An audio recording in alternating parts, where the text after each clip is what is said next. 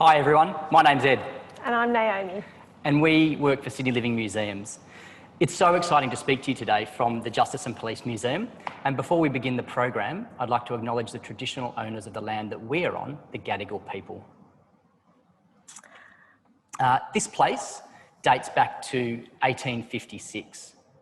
And that was when the gold rush started in New South Wales in the 1850s. And there are two courts here and a police station. The first court was built in 1856 and was called the Water Police Court. And that's what you can see on your screen. We're actually very close to Sydney Harbour here, where the water police worked. And that's a photograph of the water police in the 1930s. Another courtroom, the one that we're in today, was built in 1886. And it was called the Police Court. Today, however, this place is a museum.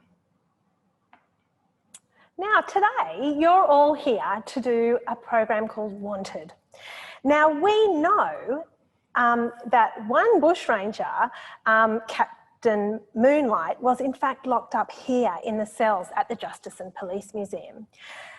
But in the next 40 minutes, you're going to do and learn a lot of different things about bushrangers. You're going to meet Captain Moonlight. You are going to think about different perspectives about these bushrangers that you're learning about in class. You're going to meet Nerida, our curator here at the Justice and Police Museum, and you're going to see some really rare and interesting objects with her. And you're going to think about the consequences and see the consequences of what happened to these bushrangers. Finally, you're going to do an activity where you get to make your own wanted poster. Now, today we've got over 3,000 students from 188 schools, so we are really thrilled about that. And we are going to run this session as a webinar. So we're going to interact with you in lots of different ways. We're going to ask you to put your hands up. So you've got a little hands up sign at the bottom so you can raise and lower your hand when we ask you to. We're going to do a few activities and we're going to put up polls on the screen, sort of like lightning polls where you get to vote about different questions that Ed and I ask you. And finally, you've got the question and answer at the bottom of the screen. So put up your hand if you can see the question and answer at the bottom of the screen. I can see loads of hands going up. Excellent. They're shooting up. That's fantastic. So you can see it. So that's where you get to type some questions in.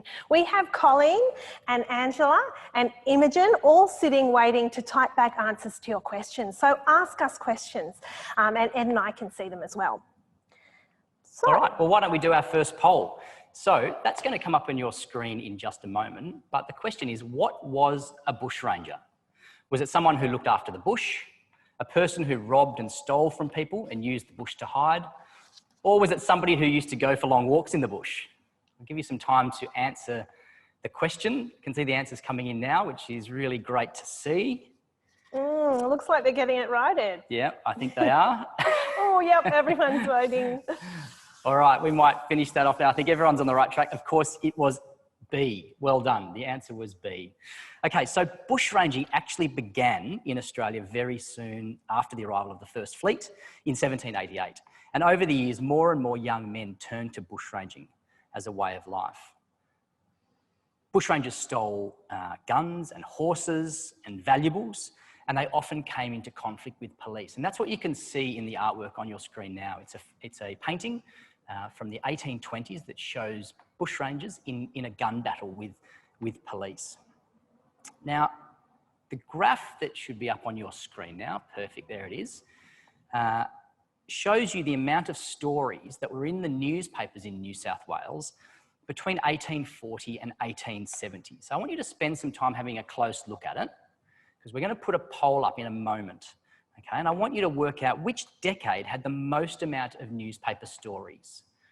Okay, so you should have had a good chance to look at that now. So I might get the poll to go up. Perfect. Now let's see who is able to get that answer. They're all coming racing in. All think the same thing. Oh, very impressive. All right, we didn't trick anyone there. Okay, so I think we might take that down now. You're all on the money. It was C, so the 1860s. That was a period that saw hundreds of young men arrested by the police. And there were thousands of stories in the papers about bushrangers, so people were very aware of that crime and those criminals, and many people were quite frightened about that, about potentially being bailed up by a bushranger. Absolutely. So who, though, would actually like to meet a bushranger right now? Put up your hands if you'd like to meet a bushranger. I think I would. Yeah. Well, lots of you would as well. Okay, I can see all your hands. Okay, so in fact, Andrew George Scott, who was also known as Captain Moonlight, he was active during that decade, the 1860s, and he is currently locked up in a cell here now. So let's go and hear what he has to say.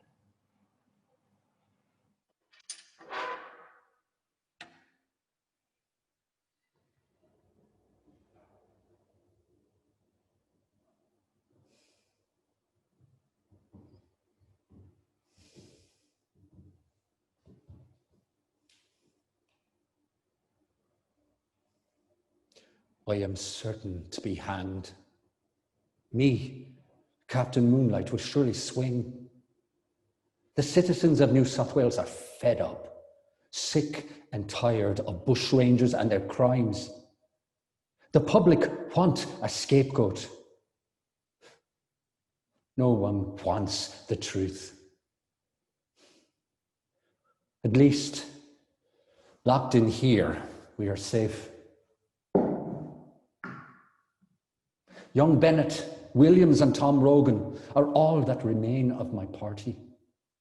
The solid walls of Darlinghurst Jail might deprive us of our freedom, but the locals would surely do us harm if they could get in. God is my witness. I did not do what they said I did. It was not my rifle that shot that policeman dead. I know who fired upon Constable Webb Bowen. It was not me. Even their evidence says I didn't do it. Does that even matter? Only days ago, we had ridden into Wantabadgery Station, soaking wet from the rain and starving from days without food. We were not expecting charity. No, we were content to work for our food and lodging. But no one would give us a hand. All of us, hungry and soaked to the skin, turned away into the night. What were we to do? It was foolish, I know, to rob that station. But it seemed we had no choice. Then the police turned up. Officers from Wagga and Gundagai. We shot first, I admit it, but only at their horses. And then everybody was shooting. We shot back. We stood our ground. But we were trapped. My best mate was killed. Another too. When the guns fell silent, we had lost everything important to a man. Life and liberty. But a policeman was shot dead. That's all they want to hear. Someone needs to answer for this. The people need a person to hang for that brave constable's death. And the police were brave. I'll give them that. But so were we. We none of us backed down. We lost men of our own. It did not have to be this way. Not for me, for them, for any of the others, the bushrangers as we are known. 'Tis true. Bushrangers have committed crimes, yes. Some terrible crimes against innocent people. Killed, wounded, robbed. And here we are, locked in a cell, waiting for a judge to sentence us for our crimes. I do not worry for myself. I worry for the lads. They are young. They should not be facing death. It was not my hand that killed Constable Webb Bowen. But the moral responsibility rests with me. I was the leader. My actions brought us all to this fate. Whatever happens, I hope it happens quick. My adventures are done. Moonlight's story ends here.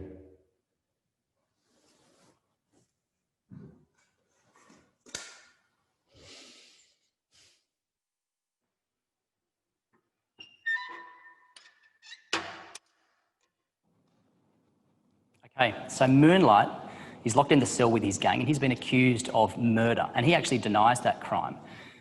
So how do you think he would be feeling locked in that cell? We're going to put a poll up on the screen now. You should be able to see it and there's some options. You think he might be upset, lonely, a bit defiant, scared, maybe a mixture of all of those emotions. We've got some answers coming through. Yeah, a lot of people saying all of the above. I'd say that's probably quite true, probably quite a mix of emotions in there. All right, well done. I think we might close that poll off. Excellent work.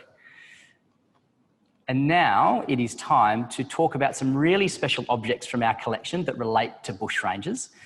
And here to help us is Nerida Campbell, who is the curator of the Justice and Police Museum. So welcome, Nerida. Hi, Ed. Thanks for coming. Hello, everyone. So, Nerida, we actually had a really terrific question to start with today, and I thought I might acknowledge it now because the kids from Albion Park Rail Public School wanted to know how we know about the bushrangers and how do we know that that information is accurate. And so we're actually going to be talking about the ways that historians use evidence to learn about the past and prove what is accurate. So we've got some objects here. Do you want to introduce them for us? Yes, so here at the museum we have lots of objects that relate to bushranging. It helps us tell the stories of bushrangers, but also understand why our society is as it is today. So we have photographs, we have objects, and we have documents that help us tell those stories. Terrific. Well, I might just get started and I'll pick this one up. This is quite heavy, actually, and I'll hold it up so that everyone can see it. All right, we've got a good shot of that. So, Nerida, what can you tell us about this particular pistol? Well, that was a pistol that belonged to a bushranger called Captain Thunderbolt, who was active in northern New South Wales during the 1860s, and he actually died in a shootout with a police officer in 1870. That officer's name was Constable Alexander Walker, and it was a very desperate battle that the two of them had. Now, this type of firearm isn't like the ones you might see on television today. It's very primitive. It only had one shot, so you could only fire it once, and it used black powder. You had to keep your black powder dry. If it got wet at all, the gun wouldn't work. Right, but still quite dangerous. Still quite dangerous. I wouldn't like to face one. No, absolutely not, me neither. Okay, so we've got another pistol here, and I'll just show this to the screen. So, Nerida, what can you tell us about this pistol? Well, this is a slightly more advanced pistol used by bushrangers. You can see that it actually has 6 shots. It's called a pepper box pistol. So not just one, but 6 for this one. And we believe that this was owned by a bushranger called Frank Gardner. And he was responsible for Australia's biggest gold heist in Eugowra in the Central West in 1862. Wow, okay. So that looks like quite a threatening weapon. I don't think I'd like to be met with someone who is carrying one of those and being bailed up. No, very frightening. Did the bushrangers carry more than one gun? They did. The bushrangers would carry as many guns as they possibly could because, as we can see, they're a bit primitive and they weren't very reliable. So they would tuck them into their belts and have them in their jackets, and they would carry as many as they could. Fantastic. So on your screen now, you should be able to see an illustration of a bushranger that was done in 1864 and it was published in a newspaper. I'd like you to look really closely at it, and I want you to try and count how many guns this bushranger is carrying. You might need to look, he might have some tucked into his belt as well, so I'll leave it up there for a moment so that everyone can count them. All right, we might put the poll up now. How many guns do you think he's carrying?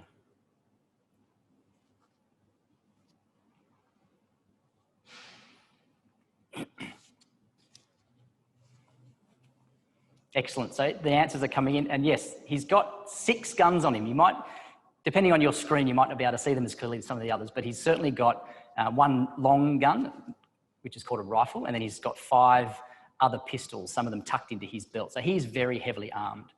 Now that illustration may be a little bit exaggerated, but it does tell us what Nerida was saying, that we know that the bushrangers were very heavily armed and they would often carry multiple weapons on them. We had a question just come in from Deniliquin South Public School, came in a little bit earlier, and they wanted to know, how did the bushrangers get their guns and their ammunition?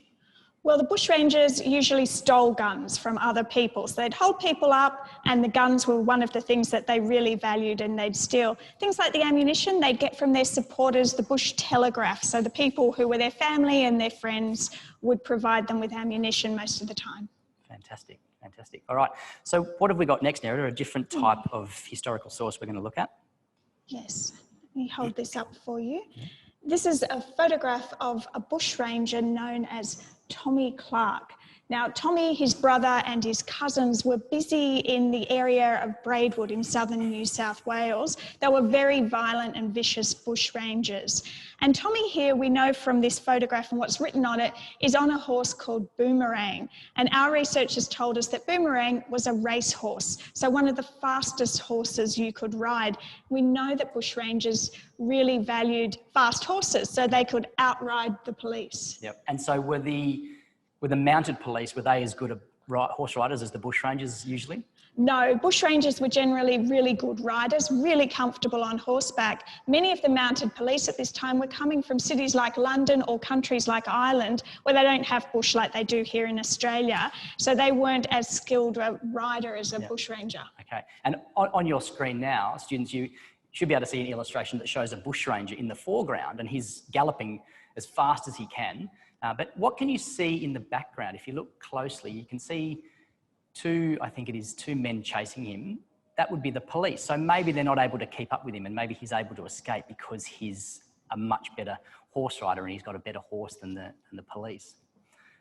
Okay, so Nerida, that's really interesting that you talk about their skills and their sort of experience and things like that, because we know quite a bit about these men, don't we? Because of the records that the police kept. We do. As historians, we use lots of different records, but one really good source that we have at the museum are those records kept by police.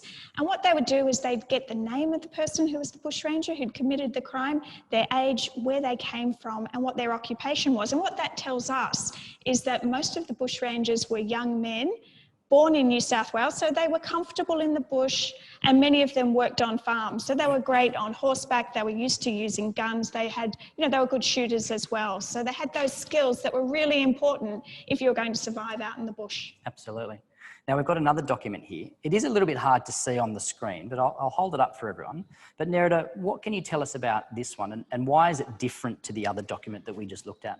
This is a really sad document. This document is a listing of the police who lost their lives or were wounded trying to capture bushrangers. And we know at least 13 police officers were killed between 1862 and 1880 when they attempted to capture bushrangers. Yeah, right. So being a police officer was a really dangerous job.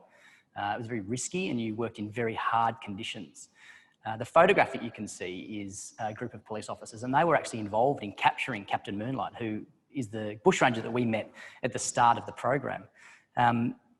So this was a job that was very dangerous. It was done in tough conditions. So I'd like to ask all the students that are listening, and the teachers as well, do you think you would have been brave enough to join the mounted police and fight against the bushrangers? And if you think you were, I'd like you to stand up in your class now. And teachers, can you use the Q&A panel to let us know how many of your students are standing up, or if they're all staying flat on their bottoms, not wanting to risk joining the mounted police? So I'll give you a minute to see if we can get any responses to that. So stand up if you think you would have been brave enough. All right, so one school saying half of them would have joined. Only 14, Julia Campbell, we can see there, 14 out of 20 are standing, only one standing. So it doesn't look like we're going to get many recruits for the New South Wales police force. No, I must admit, I think I would sit down. Absolutely. All right, now, Nerida, we had some other questions that I wanted to put to you from some of the schools. Sure. Askham School for Girls got in touch with us, and they wanted to know about female bushrangers. Were there any female bushrangers? We don't really have documentation around female bushrangers, but women played a really important role during the bushranging outbreak. Yeah. Women were the supporters of the bushrangers living in the bush. They used to provide them with food. They used to sometimes give them ammunition that they'd picked up, but most importantly, they conveyed information. So they would tell them where the police were and what they were doing. Some of these women were fantastic horsewomen themselves. Kate Kelly, Ned Kelly's sister, and Annie Clark, who was part of that Clark gang in Braidwood, were tremendously good horsewomen themselves and could ride out into the bush to meet up with their brothers and give them information. So a different but a still significant role in that period of time. Absolutely. Fantastic. Now, one last question from Whittaker Homeschool family in Mungalla in Queensland. They wanted to know who was the youngest bushranger that we know of? We don't have documentation around all of the bushrangers, but one that does appear in our records is a young man called Gus Wernick, who was part of the Moonlight gang. And he was only 15 when he was killed in a shootout with police down in southern New South Wales at Wantabadgery, which was a really sad way for such a young life to end. Absolutely. So not much older than many of the students that are watching us True. today. And we're actually still seeing the numbers come in. So maybe we would have had some recruits Braver than me. come in. So that's good to know. Well done. Okay. Thank you very much, Nerida, for sharing that with us. Thanks, and everyone. We also use artworks, and artworks are really valuable for historians to draw on when they're studying the past. And we're going to cross now to Sophie, who's going to talk to us a little bit more about how artworks are used and that they can also help show us a different perspective. Hi everyone, my name's Sophie. It's so nice to see you all. So, how did people feel towards bushrangers in the past? And how can artworks help us to answer that question? First, let's look at an illustration called Sticking Up the Golden Mail. It was created for a newspaper in 1867. A time when there was a lot of bushranger crime in New South Wales. So it is a primary source because it's from the period we're investigating. It also depicts an actual event, a bushranger robbery that took place in New South Wales in March of that year. The artwork was created about a week after the event from information given by the witnesses. Can you see any violence occurring? Yes. It clearly shows innocent people being threatened and attacked by bushrangers. The atmosphere is chaotic and the passengers and horses are scared. There are also newspaper reports which describe this event and other robberies taking place in a similar way. Now let's look at another artwork. This painting, called Bailed Up, was created in 1895. That's after bushranging in New South Wales had come to an end. So because it was created after the time we're studying, 1860 to 1880, it's a secondary source. The artist, Tom Roberts, did speak to people who had been bailed up by bushrangers 30 years earlier, but this scene is mostly made up. Unlike the newspaper illustration, Roberts was trying to capture the character of the Australian bush and the memory of events that had happened long ago.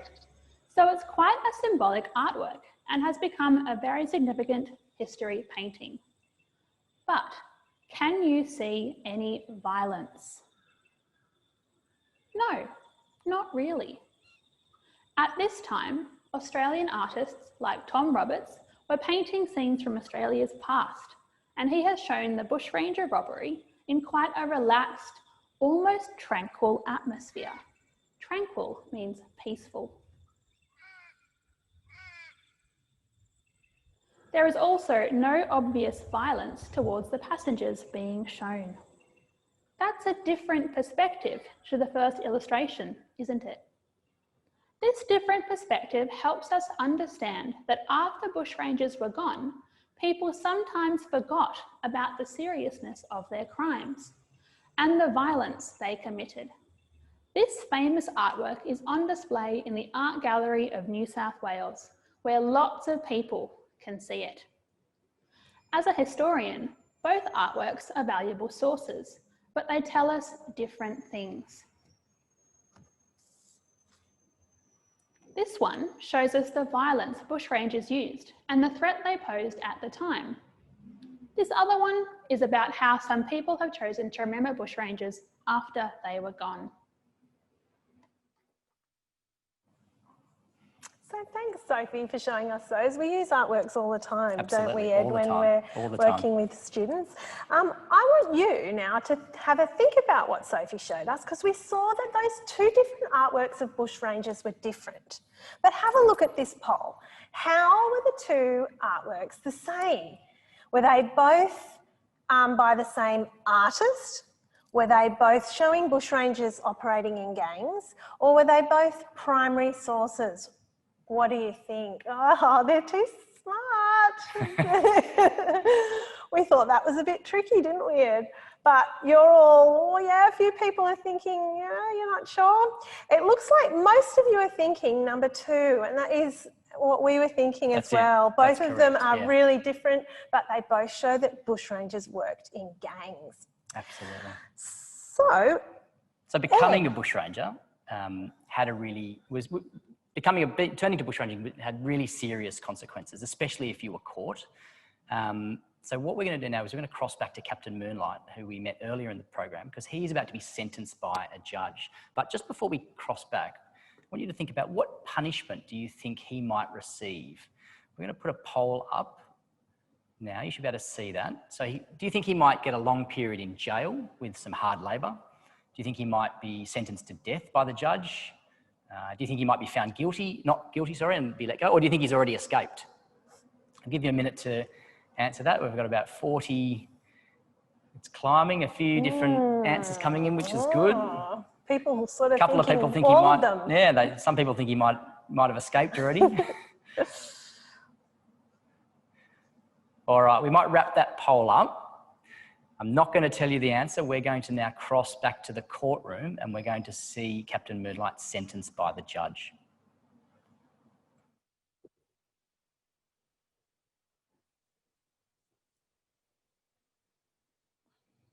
Prisoners, you have been found guilty after the most patient investigation of your case of the crime with which you have been charged. Most seriously, the wanton murder of a policeman simply going about his job. No one who has heard the evidence can doubt the conclusion at which the jury have arrived. No one can doubt that you shot down the unfortunate man of whose murder you are now found guilty. I apologise. I will not be interrupted. Your whole career is marked by conduct as outrageous and as horrible as ever disgraced any band of bushrangers in this country. No one who has heard the evidence can doubt that every word was spoken honestly. Fortunately, your career of crime was cut promptly short by the courage, the vigilance, and the energy of our police, who are entitled to all praise from every man in the community. Some of you have asked for mercy, but I cannot forget that most of the cruel, as well as some of the most bloodthirsty crimes which have been committed by the bushranging class in this country have been committed by young men like yourselves. If I grant you mercy, then what message does it send them? The murder of your victim, a policeman, shot down in the execution of his duty, has brought immense sorrow upon his wife, now a widow, and has robbed a baby of his father. Your Honour, if I may... Silence! Andrew George Scott, Thomas Rogan, Thomas Williams, and Graham Bennett. I sentence you all to death. Your Honour, please, can I Remove speak a the word? prisoners. Take them from the dock.